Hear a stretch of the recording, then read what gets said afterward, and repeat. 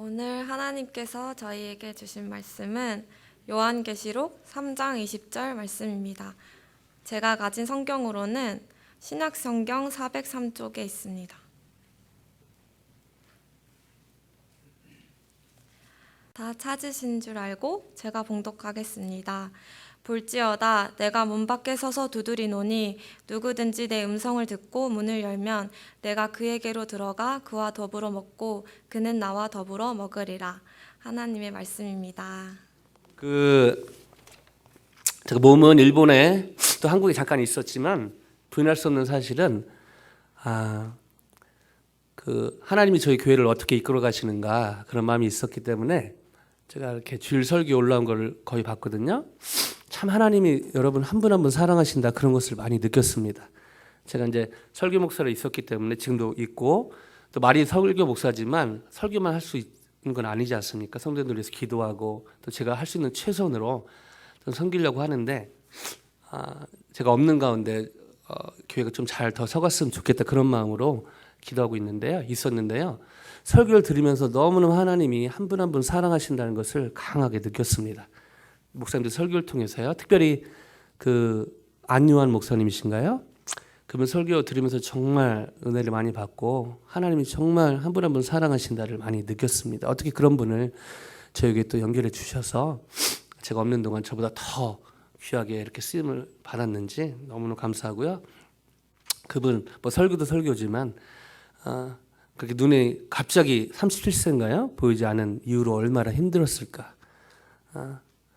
그럼에도 불구하고 그렇게 주님께 개인적으로 또 그 교회가 맹인 단어를 이렇게 써야 될지 모르겠는데 눈이 안 보이시는 분들 교회 되게 어려운 교회인데 5-6군데 또 선교한다는 얘기를 들었을 때 저는 충격을 받았습니다. 어찌 이럴 수 있는가. 근데 감사하게도 저희 교회가 여러 어려움과 힘든 것이 작년에 있었지만 하나님 그렇게 비적하고 계시고 그렇게 쓰고 계신 것을 인하여 너무 감사가 됐습니다. 여러분 한 분 한 분 주님의 이름으로 격려하고 또 축복합니다. 계속해서 여러 개인적으로 가정적으로 교회적으로 또 어려움이 있을지라도 계속해서 주님을 의지하고 또 주님을 누리고 또 주님을 나누는 저와 여러분이 되기를 주님의 이름으로 축원드립니다. 일본 선교 다녀오면서 감사한 것들이 너무너무 많은데요. 이 찬양에 다 녹아 있는데요. 한 영혼 위해 인생을 바친 또 바치고 있는 선교사님들이 여전히 일본에 많다는 것입니다. 그리고 조금씩 복음의 문들이 일본의 캠퍼스와 사회에 열려가고 있는 것을 제가 또 체험하고 와서요. 그런 소망을 또 보게 돼서 감사했고요. 또 선교는 혼자 하는 것이 아니라 하나님의 백성들이 같이 하는 것임을 또 강의하는 시간이 되어서 감사했습니다. 한국, 미국뿐 아니라 심지어 아프리카에서 많은 선교사님들이 또 선교사님의 자녀들이 아버지를 이어서 어머니를 이어서 선교하는 그런 것들을 보고 왔는데요. 참 격려가 됐습니다. 또 거기에 못지않게 또 일본인 사역자들도 힘을 얻고 저희가 그냥 거의 자체로 갈 때도 24시간이 넘게 걸렸는데 올 때 27시간 걸렸는데요. 그냥 그 비행기 타고 왔다는 사실 하나만으로 일본인 사역자들이 얼마나 격려를 해주는지 너무 감사가 됐습니다. 또한 이렇게 선교팀을 보내기 위해 기도로 또 재정으로 여러 방면으로 후원하는 교회들과 성도님들이 있어서 물론 그 중심에 저희 교회가 또 성도님들이 있죠. 같이 한 팀으로 또 사역할 수 있어서 너무 감사가 또 됐습니다.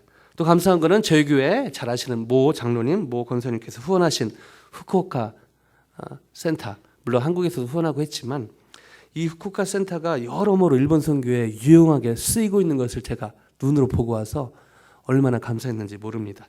저도 거기서 묵었고요. 또 저희 팀 끝나고 또 진주에서 부산에서 40명의 단기 선교사들이 또 거기서 머물면서 또 전도하고 활동하는 이런 것들이 스케줄 계속 매년 있더라고요. 그래서 이렇게 후원할 수 있는 것도 감사하고 그것이 얼마나 선교 현장에서 귀하게 쓰임 받는가 이것을 눈으로 보고 와서 또 너무 격려가 되었습니다. 이렇게 감사한 기도 제목, 감사 제목만 있으면 얼마나 좋겠습니까? 그러나 안타까운 현실들도 부인할 수가 없습니다. 제가 사역했던 곳은 후쿠오카의 세이난 카쿠인 대학 칼리지인데요. 한국말로 서남 학원 대학이라는 곳입니다.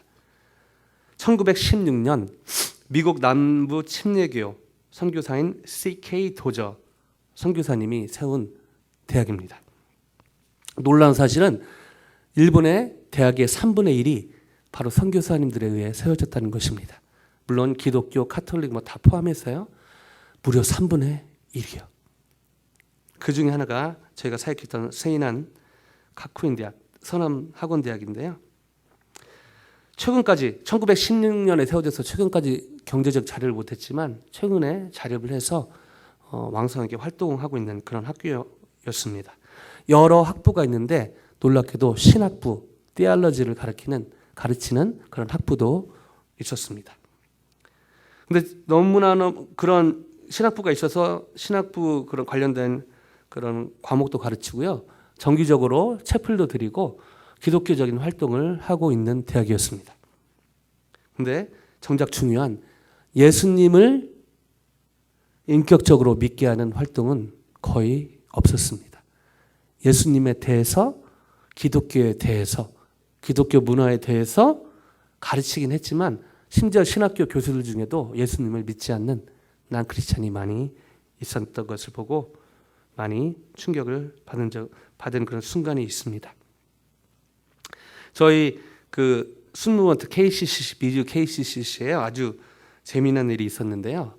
그 4, 5년 전에 졸업한 친구인데 미셸이라는 조자공대 조자택을 졸업한 친구인데 이 친구는 좀 이렇게 성숙한 외모였어요. 1학년으로 들어왔는데 조자택에서 만났는데 1학년 같지 않았어요.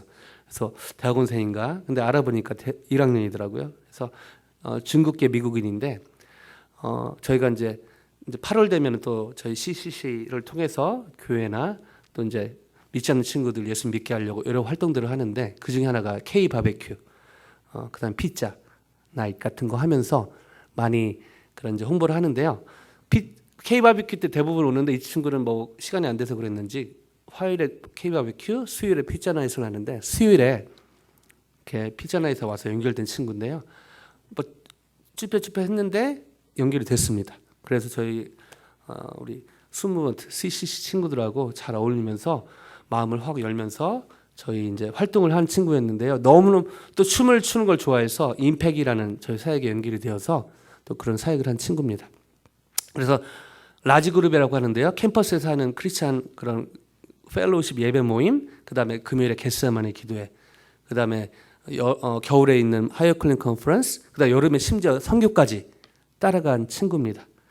근데 이 친구가 CC가 또 친구들이 너무 잘해서 다 참석을 했는데 한 가지 걸리는 것이 있었습니다. 선교를 갔는데 저희 선교 활동 중에 전도하는 시간이 있었거든요. 다 하겠는데 이 친구가 한 번은 제가 한 건 아니고 저희 CC 간사님 팀에 갔는데 그 간사님에게 오면서 제가 다 하겠는데 전도는 조금 그렇다 이런 고백을 하는 거예요. 이해가 되죠? 다 이렇게 사람들이 잘해줘서 다 했는데 예수님을 안 믿는데 어떻게 전도를 하느냐 이런 거 있죠. 나중에 감사하게 다시 돌아와서 선교 때 오케이 그러면 전도하지 말고 전도하는 것 좀 옆에서 구경해라 해가지고 선교를 잘 마치긴 했는데요. 나중에 이제 돌아와서 조자택에서 이렇게 사역리 통해서 예수님 영접한 그런 좀 특이한 일이 있었습니다. 비슷한 일이 바로 일본의 세인한 가쿠인 대학에서 일어나고 있는 것입니다. 예수님에 관해서 기독교에 관해서 많은 활동을 하는데 정작 예수님은 믿지 않는 것이죠. 놀라운 사실은 이런 일들이 저에게도 있을 수 있다는 것입니다. 저희도 이러한 오류에 빠질 수 있다는 것입니다. 어떻게 하면 가장 기초적이면서 가장 중요한 기독교인으로서 새로운 시작, 예수님을 믿는 새로운 시작을 할 수 있을까요? 이 질문을 가지고 오늘의 본문 안으로 들어가 보길 원합니다. 요한계시록 3장 20절 성경을 다시 한번 펴시고요. 없으신 분은 앞에 한번 같이 읽어봤으면 좋겠습니다. 같이 한번 읽어보실까요? 시작. 볼지어다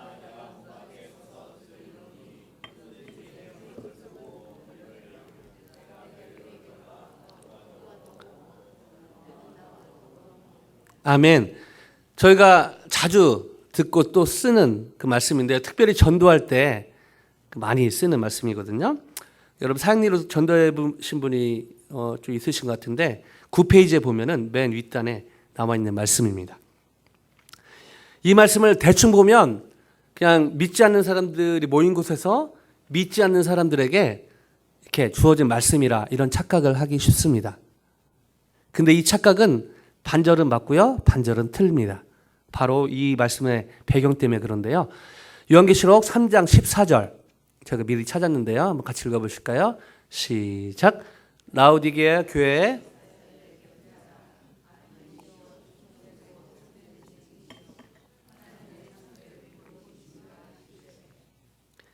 바로 3장 20절은 이 3장 14절을 배경으로 한 그 배경에서 주어졌기 때문입니다. 정리해 드리면 믿지 않는 불신자가 모인 곳에서 불신자들에게 선포된 말씀이 아니라 라오디게아 교회에게 하나님이 하신 말씀이라는 것입니다.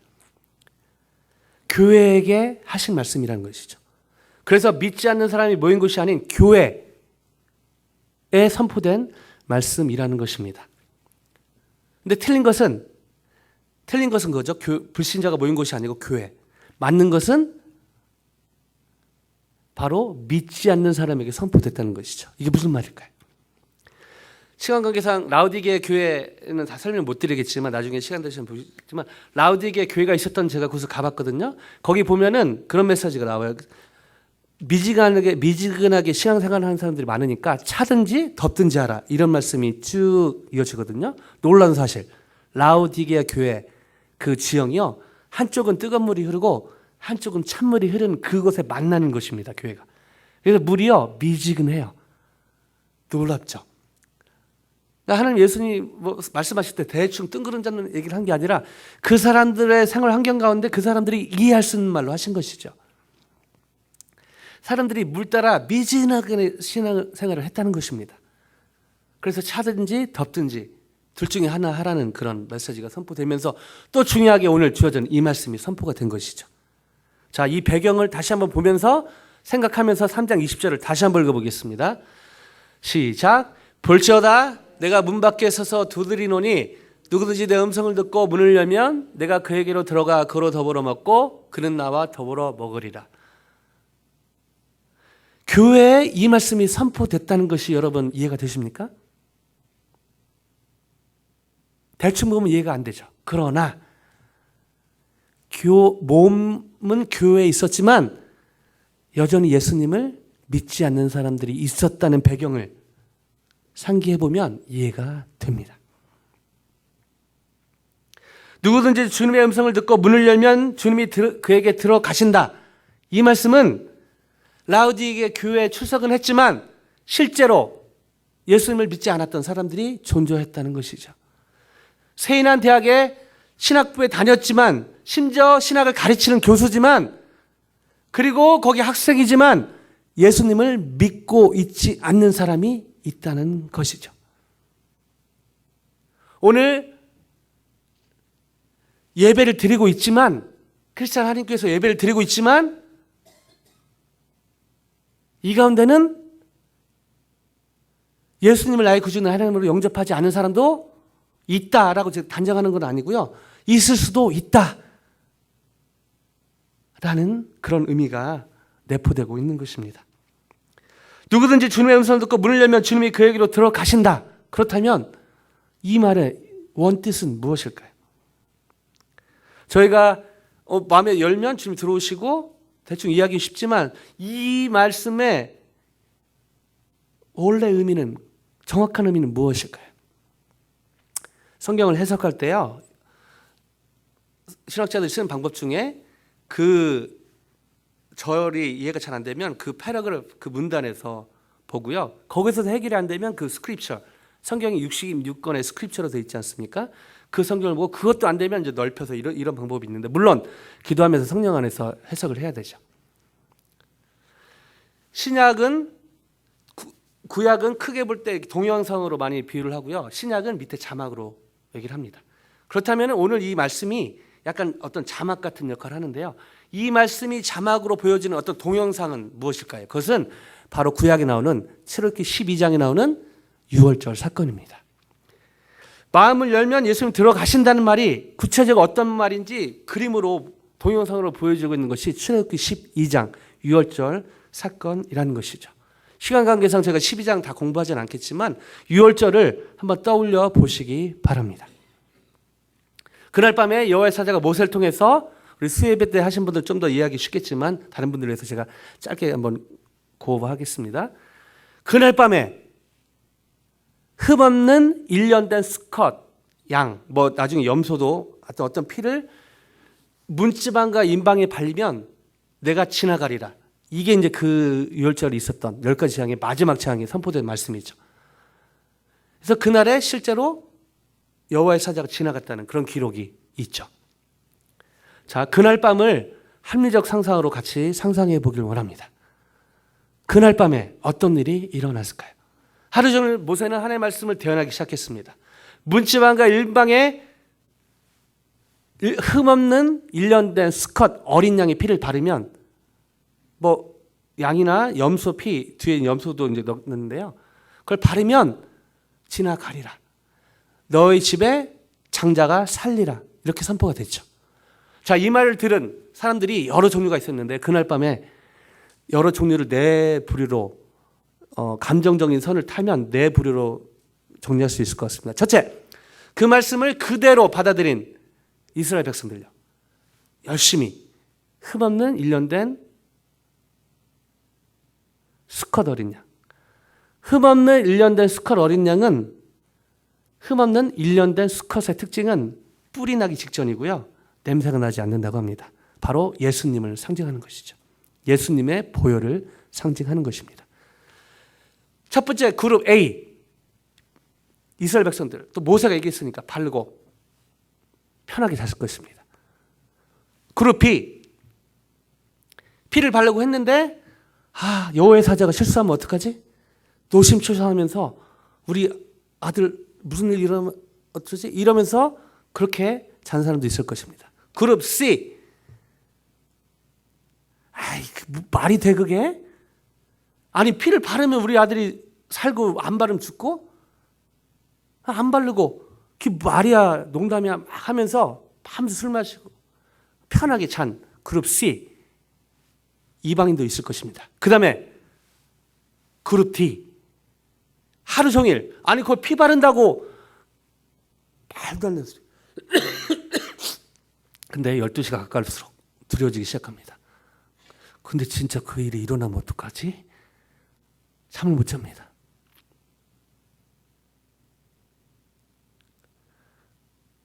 여섯 시 7시 되면서 피를 바르기 시작합니다. 이방인이요. 근데 피를 발랐지만 피를 더 발랐어야 되나? 밤새 고민을 하면서 우리 아들 어떻게 무슨 일 일어나면 안 되나 걱정하면서 자는 이방인들도 있었을 것입니다. 제가 같이 고민하고 싶은 것은 그룹 D인데요. 그룹 D에 마리테 하다가 뭐가 끈적해서 피를 바른 집안에 피를 발랐어요. 그런데 밤새 의심했어요. 마리테 하면서 껄쩍지근하면서 우리 아들 어떻게 되나? 그래서 밤새 밤을 새운 이방인의 아들은 살았을까요? 죽었을까요?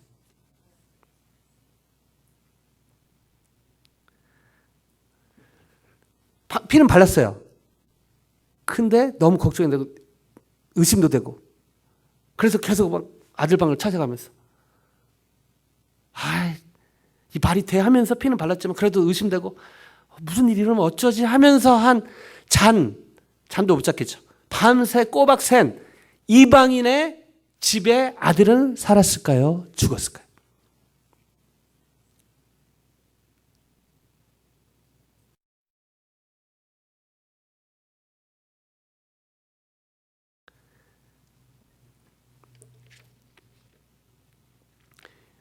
여기에 대한 답을 성경은 이렇게 얘기하고 있습니다. 출애굽기 12장 37절 38절 같이 한번 읽어보실까요? 시작.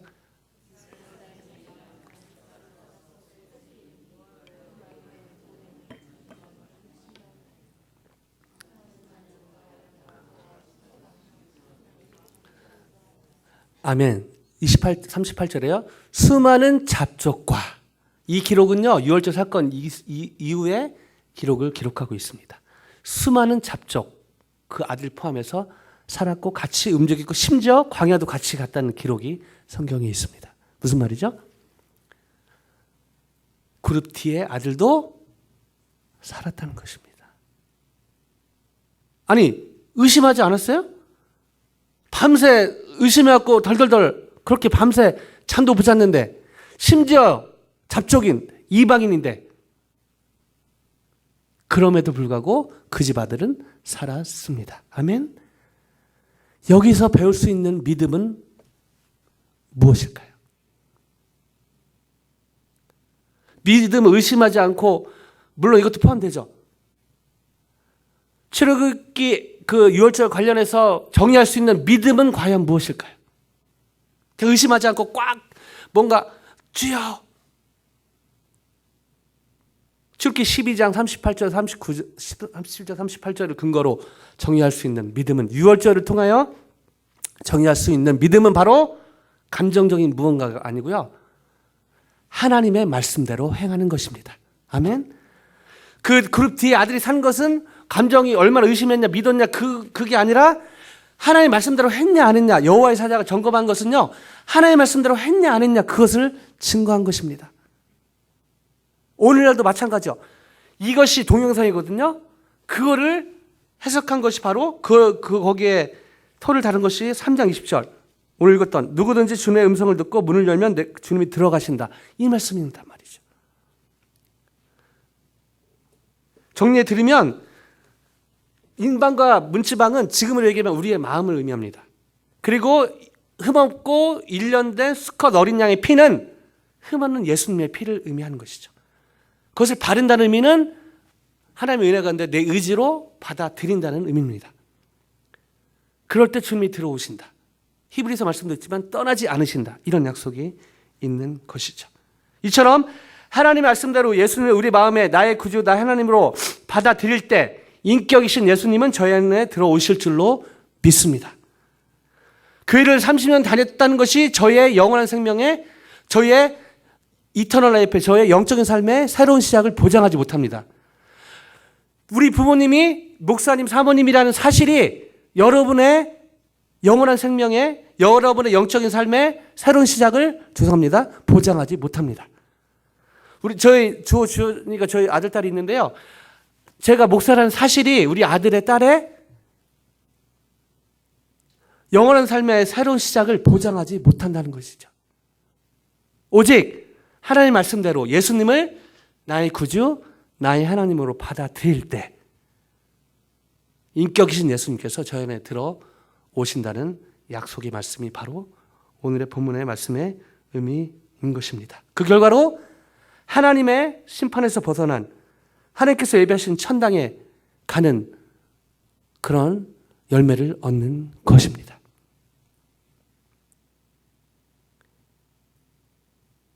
다시 한번 말씀을 정리하면서 하나님의 말씀대로 예수님을 우리의 마음에 나의 구주, 나의 하나님으로 받아들일 때 인격이신 예수님은 저희 안에 들어오시고 그 결과로 저희는 저의 영적인 삶에 BC와 AD 새로운 시작을 할 수 있다는 것입니다. 오늘 당장 주님이 불러 가셔도 천당에 갈 수 있다는 것입니다. 아멘. 5분 후에 무슨 일이 일어날지 몰라 불안한 인생이지만 그러나 5분 후에도 주님이 불러 가시면 5분 후에도 갈 곳이 있는 영원한 보험이 들어있는 그런 인생이라는 그 말이 바로 오늘 본문의 의미인 것입니다. 이것을 확신했던 예수님의 제자 사도 요한은 요한복음 1장 12절에 다음과 같이 확증하고 있습니다. 같이 읽어보실까요? 영접하는 자 곧 그 이름을 말씀을 잘 읽으셔야 되는데 하나님의 자녀가 되는 권세를 주실 것이다. 아멘? 아닙니다. 죄송합니다. 주셨으니 이미 끝난 사건이 되는 것입니다.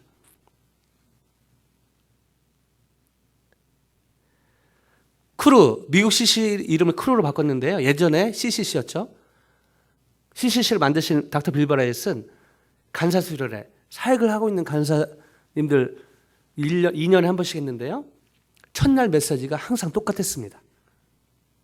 첫날 메시지가 바로 사형리, 복음을 전하는 것이었습니다. 난 크리스천도 아니고 처음 초신자도 아닌데 사역을 하고 있는 사람들한테 첫날 하는 메시지가 예수님을 초청하는 메시지란 말이죠. 왜 그랬을까요? 바로 이 예수님을 영접하는 일이 너무너무 중요했고요. 혹여나 한 명이라도 사역은 하고 있지만 예수님을 믿지 않는 오류를 범할 사람이 있을까 봐 첫날 메시지를 늘 사역일을 전했습니다. 또 이번에 일본에 또 한국에서 여러 기회가 있어서 복음을 전할 기회가 있었는데요. 또 예전에도 뉴욕에서 또 다른 타주에서 심지어 저희 아틀란타 저쪽 들루스완에서 제가 그 교회 담임 목사가 아니기 때문에 용기 있게 영접 초청을 했죠. 불 끄고요. 여러분 창피한 것이 아닙니다. 여러분 오늘 하나님 부르시면 천당 갈 자신이 있으세요? 눈 감으세요. 눈 다 감았습니다. 창피한 거 아닙니다. 놀라운 사실요. 장로님, 권사님, 안수 집사님.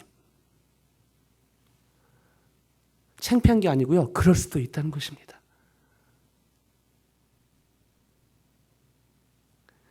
이 중요성을 너무나 잘 알기 때문에 제가 7월 2019년 새로운 시작을 시작하면서 그래서 영접 초청을 다시 한번 하길 원합니다.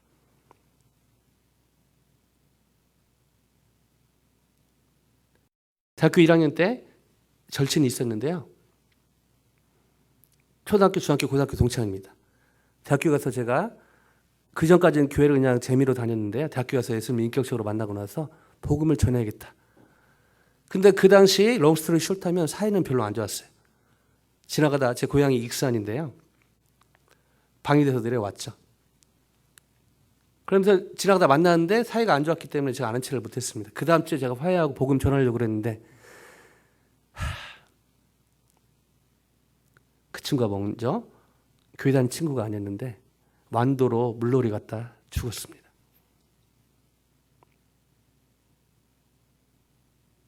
그 뒤로 제가 하나님 앞에 결심한 게 있는데요. 미루지 말자. 이런 엄청난 실수를 다시 하지 말자. 그래서 한국에서 떠나는 마지막 날 저희 가족과 저희 아버지 남동생이 있는데 어머니 계시고 어머니 권사님이시고 아버님하고 남동생은 제가 복음을 전했지만 교회를 뭐 가끔 다니는 그래서 밥상 식사하는 자리에 식기도에 영접 초청을 했습니다. 제가 너무나 사랑하는 가족이기 때문에 그렇죠. 제가 또 사랑하는 또 다른 가족인 여러분 여기 계셔서요. 여러분에게 다시 한번 영접 초청을 하길 원합니다. 또 다른 시술을 하고 싶진 않습니다. 그리고 한 명도 예외 없이 영적으로 새로운 시작을 이미 하셔서 계속 하시는 분이 있고 혹여나 한 분이라도 아직 영적인 이 새로운 시작을 못 하신 분이 혹시나 계실까 봐 이 영접 초청을 하길 원합니다. 다 같이 눈을 감으시고요. 같이 기도하기를 원합니다.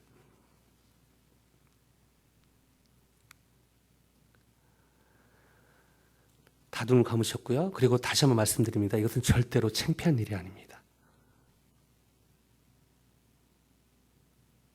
This time I'm going to give you a chance to receive Jesus as your Savior and Lord. You might attend Sunday service 1,000 times. You might serve God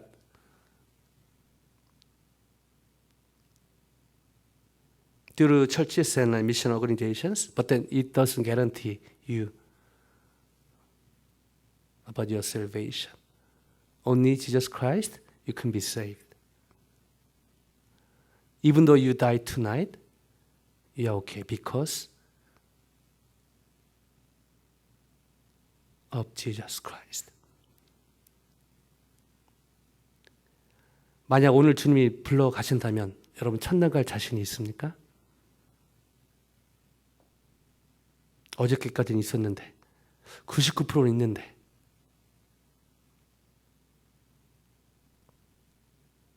괜찮습니다. 감정은 계속 흔들립니다. 예수님을 나의 구주, 나의 하나님으로 받아들이면 되는 것입니다. 이미 받아들인 분이 대부분이라 믿습니다. 다시 한번 믿음의 고백으로 이 기도를 따라해 주시면 좋겠고요. 혹시 그렇게 인격적으로 예수님을 받아들인 기억이 확실치 않다면 믿음으로 이 시간 제 기도를 따라해 주시면 감사하겠습니다. 같이 기도하실까요? 주 예수님, 저는 주님을 믿고 싶습니다. 십자가에서 죽으심으로 제 죄값을 담당하시니 감사합니다. 지금 저는 제 마음의 문을 열고 예수님을 저의 구주, 저의 하나님으로 영접합니다. 저의 죄를 용서하시고 영생을 주심을 감사합니다. 저를 다스려 주시고 저를 주님이 원하시는 사람으로 만들어 주옵소서. 예수님의 이름으로 기도합니다. 아멘. 잠깐만요. 정말 이 기도를 마음 중심으로 따라 하셨다면 예수님이 그분이 약속하신 대로 여러분이 마음의 문을 열고 예수님을 받아들이는 기도를 하셨기 때문에 인격이신 예수님은 여러분 마음 안에 들어가셨습니다. 그리고 그분은 결코 저와 여러분을 떠나지 않는다고 약속하셨습니다. 그리고 이 사건이 여러분을 하나님 때 천당으로 여러분을 견인하실 것입니다. 시간 제가 한 번 더 기도하고 마무리하겠습니다.